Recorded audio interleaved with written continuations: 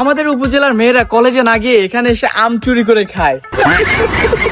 তো প্রশাসনের দৃষ্টি আকর্ষণ করছি, আর কারণ হচ্ছে যে এখানে বেশ 4টা মেয়ে কিছুদিন ধরে দেখতেছি যে এখানে এসে বসে আড্ডা দেয়। এই দেখেন, এই প্লেসটাতে বসে এখানে আড্ডা দেয় আর এখান থেকে ঢিল মেরে।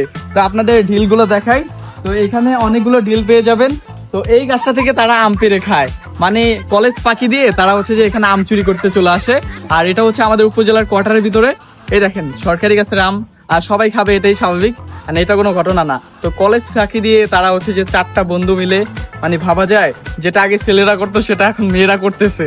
আর এইটাও কোনো বিষয় না, এখন জেনারেশনের সাথে সবকিছু আপডেট হয়েছে। তো ওরা যে ঢিল মারছে, তো এখান দিয়ে একটা মহিলা যাইতে লাগছে, তার গায়ে হচ্ছে যে একটা ঢিল পড়ছে, বলতেছে যে বাবা তুমি এখানে দেখো তো কোন মেয়েরা মারছে। তো আমরা এসে ওদেরকে পাই না, ওরা দৌড় দিয়ে চলে গেছে। তো আমরা হচ্ছে প্রশাসনের দৃষ্টি আকর্ষণ করছি এবং এটার তীব্র নিন্দা এবং প্রতিবাদ জানাচ্ছি। এই গাছটা থেকে আম চুরি করে খায় মেয়েরা। আগে দেখতাম যে ছেলেরা খেত, এখন মেয়েরা খায়।